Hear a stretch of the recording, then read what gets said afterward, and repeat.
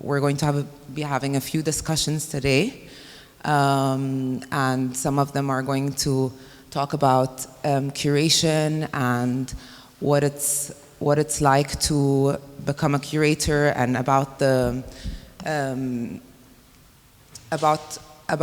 curation in practice, and what kind of things that curators do and how they help create this dialogue between all of the things that we do. And yes, I'd like to introduce Kyu. Kyu will be showing us about the work that they presented this year at Forever Is Now. So Farah will be moderating this panel discussion, and yeah, I'll leave you the floor, ya Farah. Hello, everyone. So with Kyu, we will start with becoming a curator. What goes into that in terms of education, in terms of what you need to do, the steps you need to take. So this is very good for anybody who is looking to become a curator and know exactly what you need to do. So let's start. Kyu, here you go. Good afternoon. My name is Kyu. I'm from South Korea, and thank you very much for coming here today. I know at this season in Egypt there are a lot more fun things to do out there, so I'm very impressed that you all came here. I'm a curator for Jay Park's work, Code of the Eternal, at Forever Is Now this year. And if you have visited the exhibition, you might recognize that this big sculpture with the geometric shapes. This is Jay Park's Code of the Eternal. And if you haven't been there yet, please go, because it feels really different when you experience it in person. Today, I was invited to talk a little bit more about what I do as a curator and what's happening in the art world. The picture I'm showing here, picture of myself, is an interview with Scoop Empire, style magazine in Egypt. And this was taken during the exhibition, Cairo International Art District. And I was commissioned to curate a show inside CIAD, and that show was a group show of 6 contemporary Korean artists to celebrate the 30 years of anniversary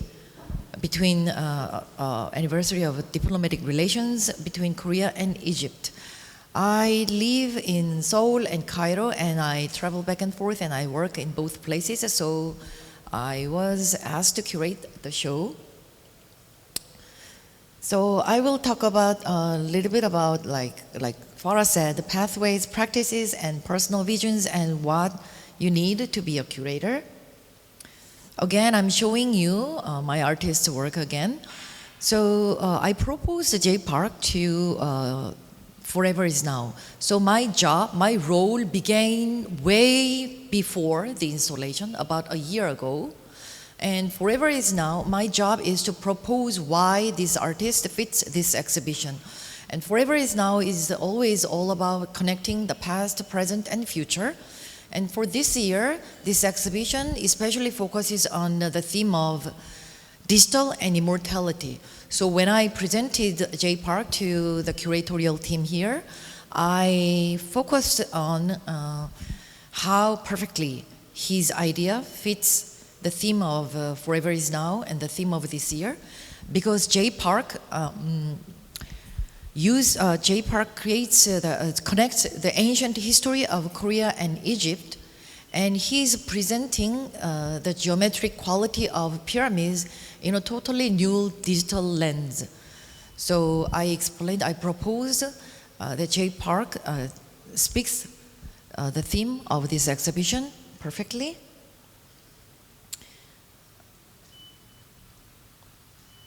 Oh,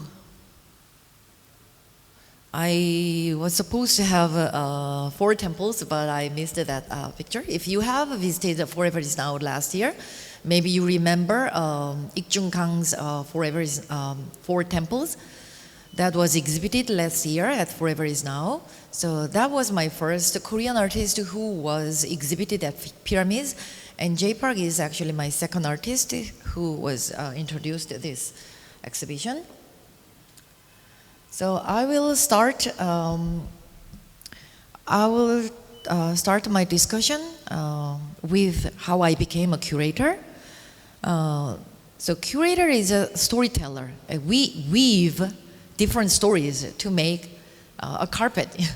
So I think it's good for a curator. It's good to have a different, diverse backgrounds.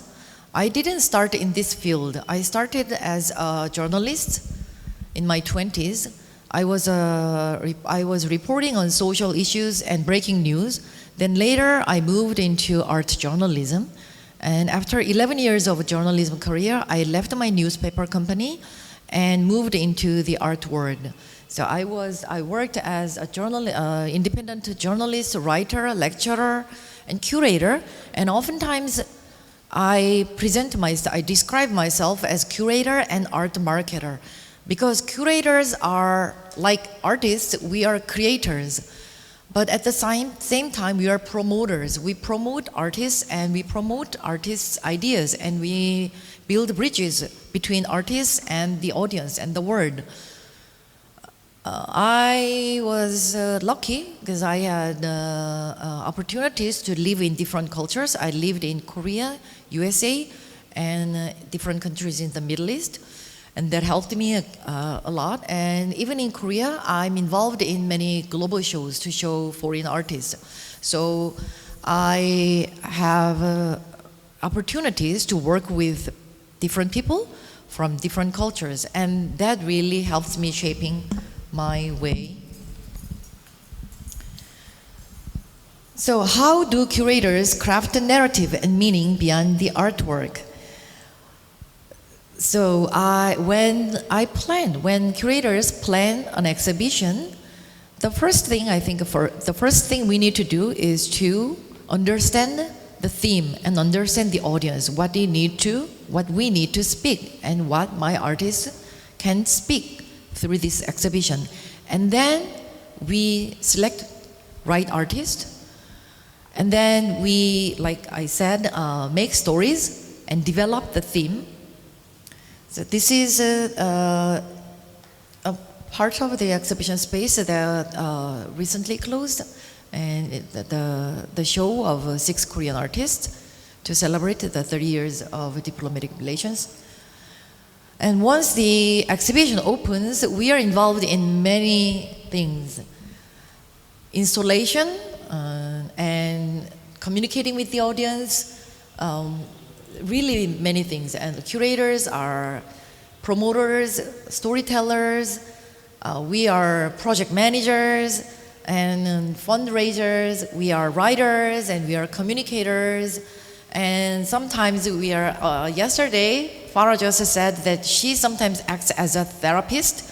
And I understand that because like she really acted as a therapist when one of her teams, an artist team, had a sprain in her ankle. And that just happened in my case too.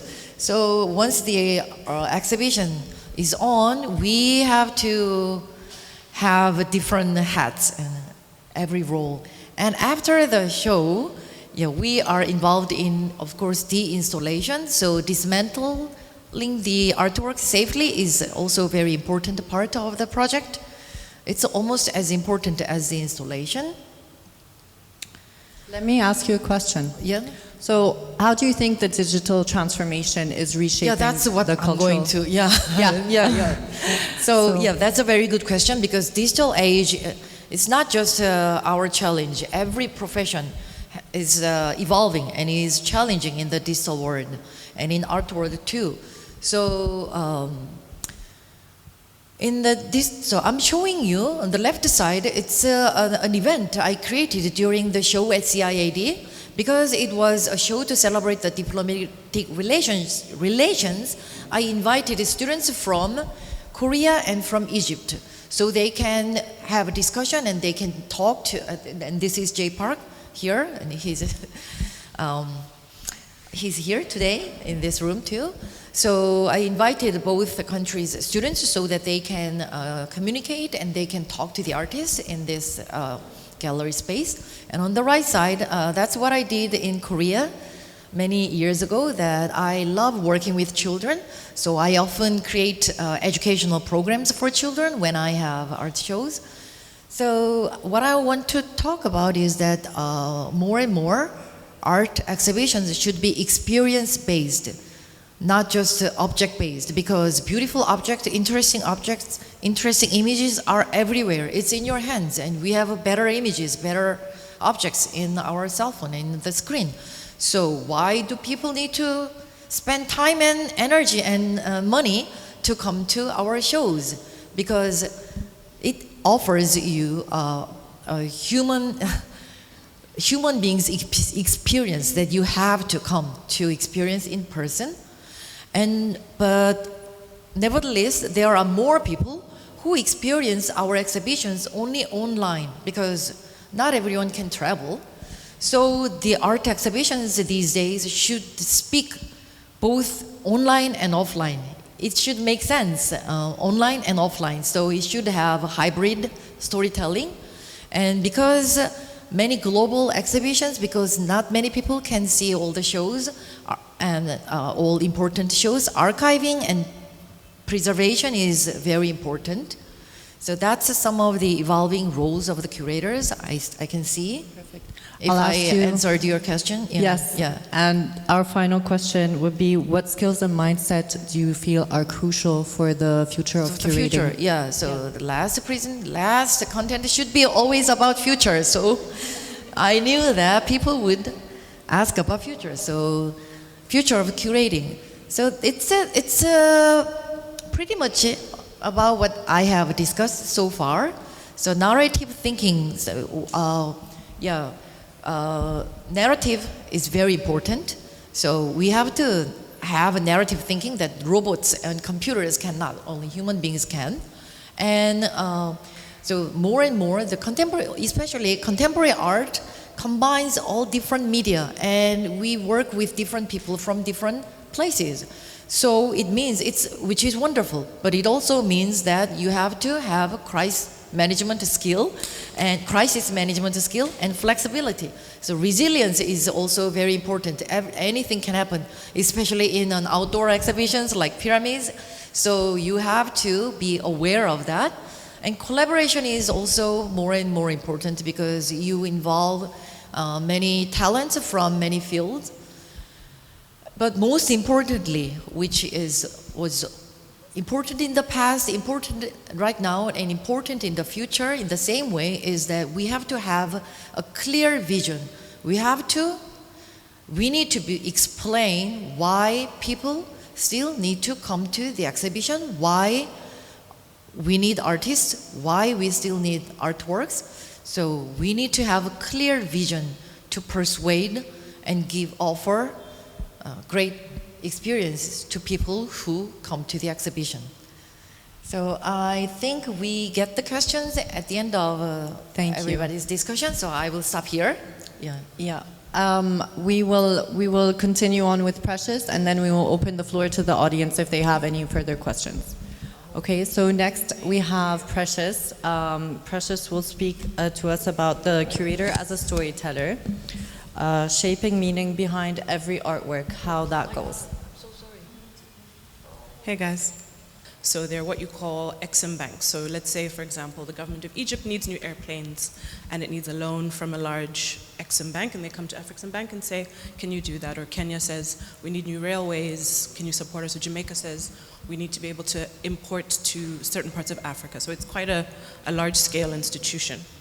And so as a storyteller, how do you go from being a curator to working in a bank? The literal nightmare of a curator, believe me. So the idea is, how do you translate storytelling into that kind of space? And that's my role, is thinking through a Pan-African institution that is talking about a global sense of Africa, that is looking at the histories of Africa, colonial, post-colonial, future histories. And so how do you then find artworks that will translate those ideas, right? And that's part of my job. The other part of my job is working with institutions like Art Egypt, different art fairs, different spaces to continue this notion of storytelling, but more so as a support to other people to be able to tell stories. So yes, when I was thinking through this topic of curator as storytelling and how do you make meaning, I initially just thought of the word curator, which comes from the Latin word cura, which means to care. And so the idea is that we care for objects, but something that I think is also true, similar to what was just said now, we care for people. We care for artists, we care for communities, we care for stories. And I was hoping at this point that the presentation would be ready. Because my next slide was gonna talk about a curator who, for me, is the embodiment of that thinking. She was my mentor.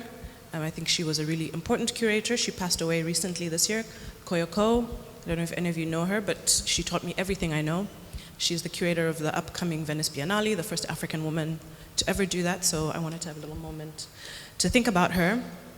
And also say that one of her most important sayings or phrases was, people are more important than things. She said this all the time. This was her philosophy as a curator. And that sort of translated into her curatorial practice, which was, she created a space in Senegal called the Raw Academy. And she was also the director of the Zeitz Museum of Contemporary Art in Cape Town. This is where we met. I was on the curatorial team of that institution. And for her, curating was community building. And community building was not just the object on the walls, but the ways in which those objects spoke back to communities. So curating was artworks, curating was film, curating was music, curating was food, specifically food. She believed in sitting and eating together as a way to connect over art. I'm just gonna keep going and we can talk through the slides. I kind of remember how this goes. And so thinking through institutions as museums, how do museums tell stories? And I think the ways that a museum can do that is through the community that occupies those spaces, right? And I think when curators are making work, similar to what Kyu was saying, you're meeting these artists, you're thinking through the artworks, and you're thinking about weaving together a story. The story kind of unfolds, for me, in the eyes of the audience that then interprets that story, or explores that story, or creates a narrative for themselves about that story. So in museum spaces, what was key for us as a curatorial team was, I think we're almost there. What was crucial for us as curators was a few key things. Would you just swap seats? Fantastic. Yeah, we'll just swap seats and Yeah. then I can do a little thingy thing. Cute. So there she is, Koyoko. I'm gonna sit here so I can click, yeah. So I just wanted to have a moment because I think she's the embodiment of what I think is this one, the arrow. Okay, all right. Yeah. Technology is sometimes not our friend. So Koyoko, and yeah, I think enough is said. If you don't know who she is, I really implore and I insist, if you are interested in curatorial practice, to study her because she is one of the most important curators that has come out of this continent. And I don't say that because I love her, I say it because it's true. Now, as I was saying, curators are storytellers. So this is an exhibition that I curated while still at Zeitz Mocha called Still Here Tomorrow to High Five You Yesterday, which is a line from, I can't remember the name of the cartoon, but I was saying before, the audience is the one that makes the interpretation, right, of these artworks, and this is where the storytelling comes in. So this was an example of artworks created by an artist from South Africa called Michael McGarry, and they look like artworks of flags, but none of them are actually familiar, but there are certain signifiers that make you think, oh, is that a country that I know? Do I not know this space? And it was the idea of the symbolism of flags and how we interpret our patriotism, how we interpret geography, how we interpret other people. And it was a provocation to engage with these flags and think about what it meant to belong somewhere. So I think this is where the notion of storytelling comes into play, because the audience makes the work come alive in that regard. This is an extension of that exact same exhibition. It was an exhibition looking at the idea of Afrofuturism, but from an African lens specifically, and what role science fiction plays in our lives, what role our histories and mythologies play. And so it was this consideration of the audience is the one that makes the exhibition. That for me, I think, is a huge part of storytelling. This is a work by South African artist Mary Sivande. And this was a huge thing for us at Zeitz, was installation-based works as a way to engage with audiences so that it is not a singular object, but it's this idea of walking through a space and creating narrative for yourself as audience. So I think that's also quite key to storytelling, is allowing an audience to make the decision for themselves as to what the interpretation or the symbology behind an object is. We've spoken about the digital, and I like to call it a curatorial surface, like the idea of expanding into the digital, which I think for me, I think of myself as an analog curator. I'm an academic, so I live in books, I live in films, and so I struggle with the idea of the digital. I was really quite snobbish at first. I was like, oh, what is this? People are making podcasts about art? That's gross. I'm kidding. And so how are curators exploring the digital, embracing the digital to tell stories or to further interpret or translate the stories of objects? This is an artwork by another South African artist, Ndukumbule Nqinambi. It's called The Radio, and he was looking at this idea of embracing the digital as godlike, very dystopian. And so I'm going to give a few examples of different projects that have married the analog or the face-to-face interaction with the digital as a way to kind of talk about that relationship of narrative weaving. And this is an example of a project I used to do called Breaking Bread. And we would invite artists and curators to come into our house, literally, and we would cook meals that interpreted those artworks that they made, whether it was a body of work, a project, an installation.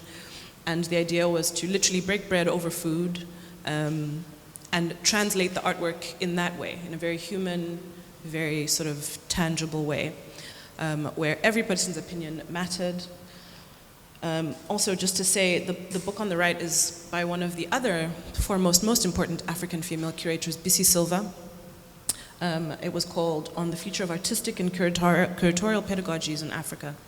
And she was a keen believer in how do you translate what is technically Western concepts of art into knowledge practices that make sense for people living here. And so things like food, communal sharing, etc. were a huge part of that. And she was very much about reconfiguring that lens or transmuting that knowledge. Another project, Storytelling, is inviting artists to translate their artworks into children's stories so that you're commuting with different audiences so that they understand the power of the artwork beyond the object, beyond the painting, beyond the photograph. How are you translating for 5-year-olds? How are you translating for 10-year-olds, teenagers, etc.? And then finally, the digital. We're talking podcasts, which I'm now a fan of. I no longer have disdain. But I think they're a really important practice in terms of being able to connect with artists from all over the world in a way that you don't necessarily, as Kyu was saying, you can't go to certain exhibitions, you can't see certain shows, but in these abilities to engage on online platforms and have conversations with artists, you can learn more about their practice and also more about yourself a little bit. So these are some of the podcast projects that I've worked on. And then another thing is the notion of how do you human online? Another project, this is called Art Meets. We created an app, and it's this idea specifically on the continent that we're so disengaged, we don't know each other very well. But let's say I'm coming to Cairo for the first time, I go on this app and I sort of ask, does anybody know of a place I can use as a studio? And the idea is to create an online community that translates in real time, either through the idea of exchange or being able to map. So the digital becomes another useful tool in not just situating a curator's practice, but I think situating curatorial community, right? So yeah, there's that.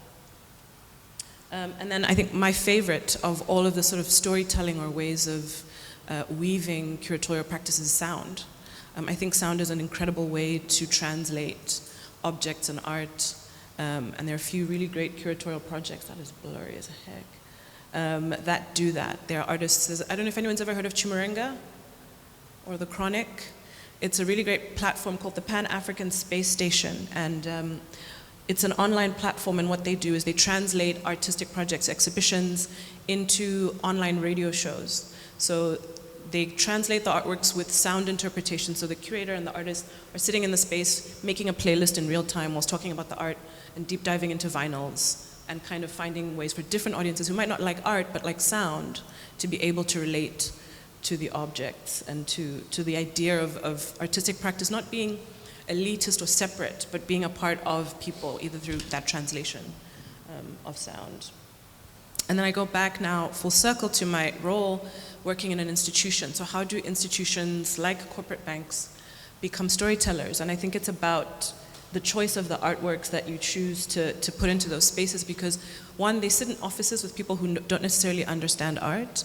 And so imagine you're walking into work every day, you have no clue, and then some gigantic sculpture is in your face every day. So you have to be mindful of how can I put an artwork in someone's space that they might not have the visual literacy, and that was one of the skills that Kyu was talking about, but how can I use my visual literacy to touch something that they would understand from a human-to-human perspective.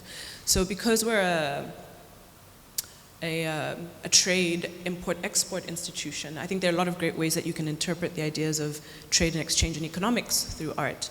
So what I find really interesting is I think a lot of artists on the continent work with raw materials, they work with recyclable materials, notions of sustainability and ESG exist in art quite naturally. So I make choices to select artists who aren't necessarily working traditionally on canvas, but are either working with metal, working with textile, working with reusable materials, and then I think that translates to audiences who might feel they couldn't understand this, but could understand metalwork, could understand more artisan crafts, and that sort of thing. So to give examples, the work on the, I guess what would be your right, is a work by Yao Owusu, who's a Ghanaian artist, and he uses the Ghanaian coins, a currency, it's called cedis. And obviously Ghana at this point in time is going through an economic crisis. And what he does is he dyes them, oxidizes them with different chemicals, and recreates these coins in the form of kente cloth. Kente was a traditional cloth made by the Ashanti tribe in pre-colonial Ghana, and kente was incredibly valuable. So he's sort of questioning the notion of value through recreating kente in these current times. So that becomes an interesting way to translate what a bank would consider interesting in relation to art. So these are just a few of those considerations. Yeah, and that's it, I'm done. Thank you so much, that was great. I just want to say that I was amazed with your ability of risk management. It's like in the beginning when I faced a problem with showing the images, I would go panic, but you are so comfortable, so organized, and I'm amazed. And that's one of the abilities that we need in this digital world. Yeah. So next.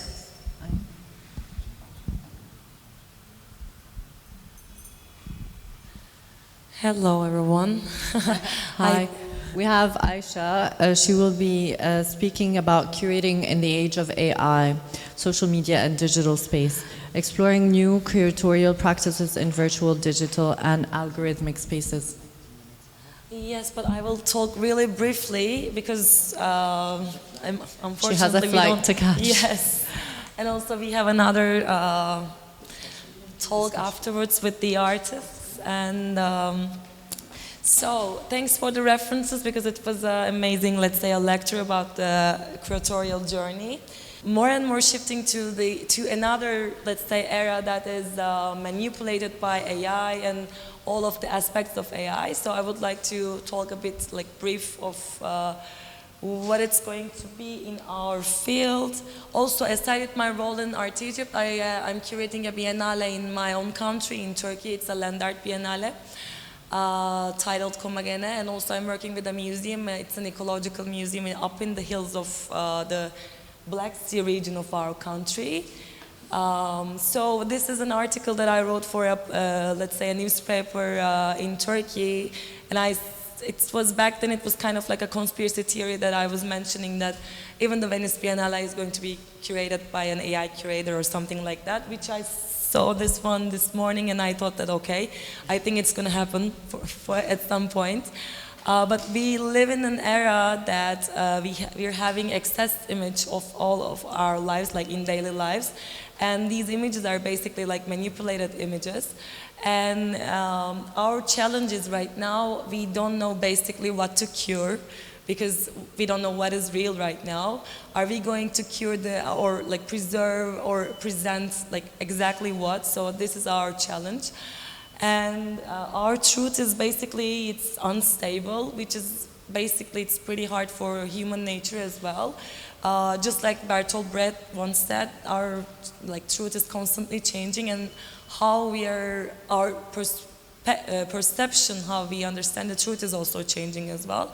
So it's pretty hard for, let's say, a creature like us to fit in this kind of society. And I'm calling the generative images as degenerative images, because basically they're statistical data, like renders, and they are constantly manipulating. They're using as propaganda, like aesthetics, engineered realities. So sometimes in other talks, let's say, people call them as images, but I'm calling them as like renders, just to clarify our situation here. And these degenerative images, they, I think this is the starting point of this degeneration, because this is the first, I guess, the poster of the propaganda of the Nazi party. And we all know the guy and what happened afterwards with the power of the propaganda. And here's another one. It's an AI image that manipulated, and it's during a hurricane. And basically, it's not the exact thing what happened, but this is used for the propaganda in the news. And this is another one during the war. You know, it's over the 2-3 years. It was basically in the social media and everywhere. It was mostly, everything was digitally manipulated. And there's another thing that I want to mention, because we need to leave old masters alone.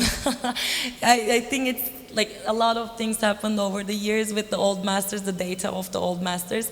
So here's another thing that AI is constantly try to poke and try to think. Also, we saw this one pretty, you know, it's very new, and everybody thought that this is Macron in a way, and it's also a manipulated video of how our perception is tried to pushing to change.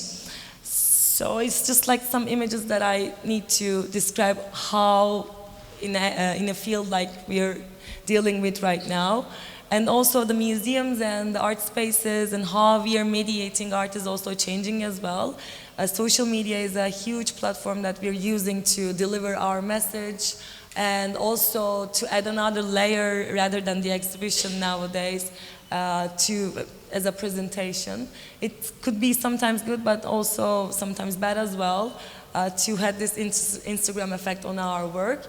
Imagine like years of work and like efforts and everything is just, you know, it could be consumed with just a simple photo. So it's also something that we need to discuss.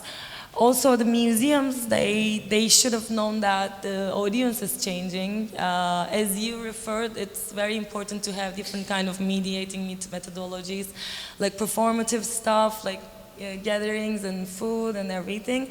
But also, there's this like Gen Z right now that, I don't know, I'm a member of Gen Y, so it's a bit different in my era. So the museums are also getting into mingling with the Gen Z right now, and uses TikTok as a search engine, and trying to use the language of multiple platforms, not just the websites. They're not like solid platforms they used to be. And like short videos and storytelling, the storytelling that actually different than what we know as curators. They're dominating how museums are presenting themselves. And what curating means in this messy age, it's a bit, of course it's tricky, it's not easy, but also we are let's say, we don't have the superpower to fit in every kind of things happening in the history, but curators are, I can call them as like solution makers as well, in a way. And since now it's a bit like we need to balance everything, what's going on around us, I think digital spaces are an option, but not also neutral. Algorithms shape what people see. So more and more we are depending on the physical spaces, just like this Art Egypt event. Like, imagine like seeing it from a distance is something else, but seeing it with like this amazing masses in that void is something else. And also curators become like context makers, not just like selector of the artworks. And meaning is created through sequence, rhythm, visibility, and platform logic. And online exhibitions require clarity, narrative compression, and strong visual language. The thing is, the curator's role is to slow down a bit and the scroll and create international encounters. I'm skipping these. So there's this like memes about the AI is going to take your job. You know, we all had this stress, I guess. So from a curatorial perspective, what's going to happen to us? It's also a question mark. But we are actually at the top 5 industries that have risk to facing with. But of course, in this reality, we need to shift our perspective a bit and be a bit like optimists, because the things that we're doing, basically, I still think that it's not going to be, if you're really deep in your job, if you're really good at content, like context making, and if you really have this unique approach of delivering your message about a social economic issue, that what's happening around you, I think you still have this uniqueness of your discourse, so you don't need to worry about it. But if you're, of course, using those kind of like generative like texts or generative ideas, which you can find it with AI, it's going to affect you directly. So what I think is curating is equals to filtering and contextualizing and slowing down in this age. And we need to act as a human signal amplifier, and we need to slow down. We don't need to actually catch the pace of the social media or the digital age that's based on consuming. And we need to interpret like we always do, starting from, I don't know, like the cabinet of curiosities. We just need to think and rethink and maybe deconstruct it and construct it again. So even like making mistakes are part of the job. So it's something that AI is not doing, basically, because it's not human. So we need to keep being human curators and build trust architectures, which is something I really care, because as we said before, it's about the community building, community caring, and communities cannot be done with trust. Trust is super important. And I also believe that it's not something that an AI would have built with another human being. So basically, I also add some memes because it's something to relieve ourselves, so that AI is never going to take our jobs. And our task is challenging, but it's doable. I think this event is also a proof that this is a very important thing to get together, changing geographies, and get to know each other through the power of art. And thank you for listening. It's a quick one, but I think... Thank you, Ayça. Yes. Thank you. Okay, we will now move on to our next panel with the artists, and Shahd will be one. Does anybody have any questions for the curators? Okay.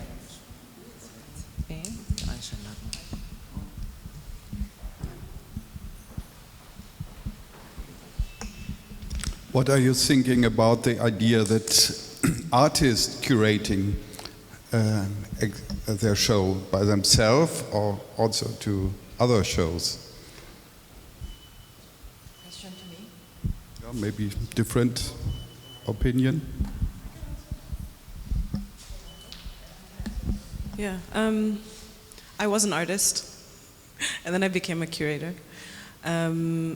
Not at the same time, though. I've never curated my own work, but I think sometimes some artists are in tune with the idea of positioning themselves as viewer of either their own work or the work of other people. So I see no problem in artists curating. I think it's just multiple ways of interpreting something. Because again, I think it's always a triangle. It's the artist, it's the curator, and it's the audience who kind of create the language.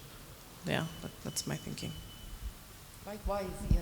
Like if an artist is curating another artist, I think it's also a very interesting idea because artists are creators, but sometimes other creators see what that artist does not see from his work. So yeah, but we curators are also creators, but we do some a little bit different creation.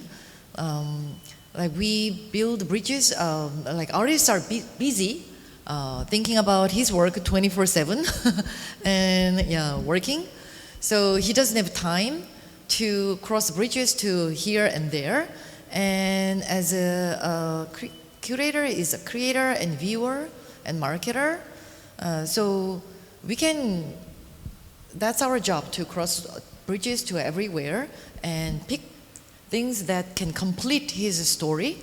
So that's similar roles, but we can do some different creation. I think it's like the production process, also like thinking process, is something that you can do it as a collaborative thing, and thinking like an artist, I think it's pretty gifted if you have that in yourself as a curator. We have a lot of his examples in the art history as well, like Harold Zeman and so on. And I think it's special, but also it's something very fragile because you need to also know your limitations and borders as well while working together. I like to think as an artist sometimes. I like to put my nose into stuff, but I know my limits. From the artistic point of view, I know that it's the expectation as well. And also it's my job to break the boundaries that built in the 60s, 70s, the curator and artist hierarchy which doesn't exist anymore in our age. So I think it's a very important thing to have while we're doing something. Yeah. Thank you, guys. I think Another we're not. question. Yes, sorry. Where are the limits of the curators?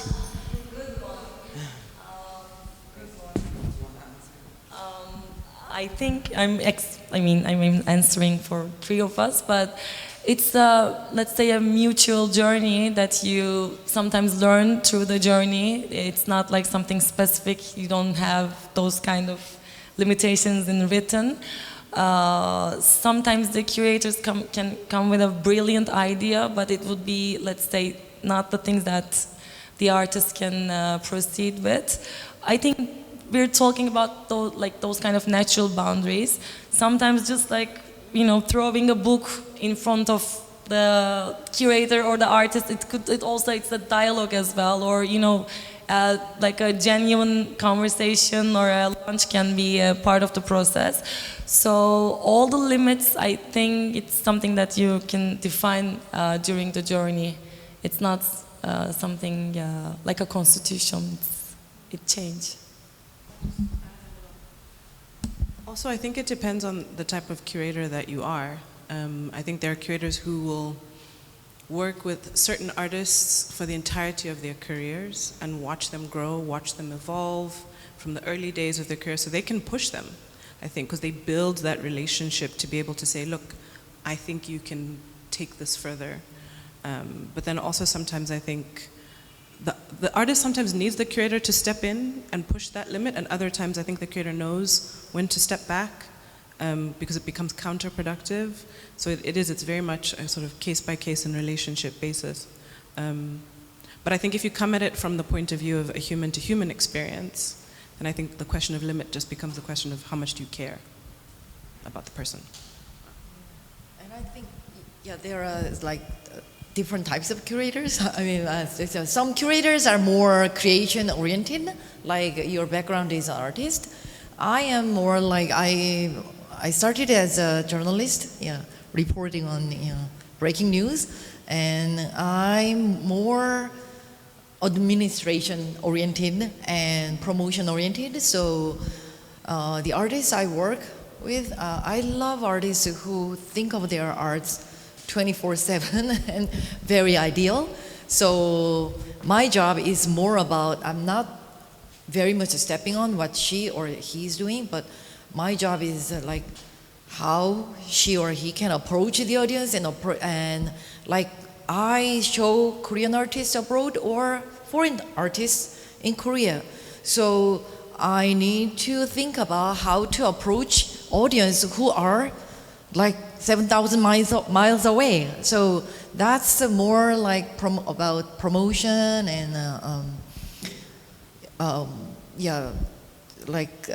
relations and the administration and collaboration with institutions or government or sponsor companies.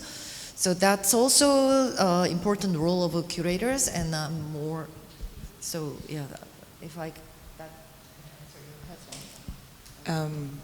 Thank you guys. I'm gonna have to move on to the next panel just because also Aisha's moderating it and she's got a flight to catch.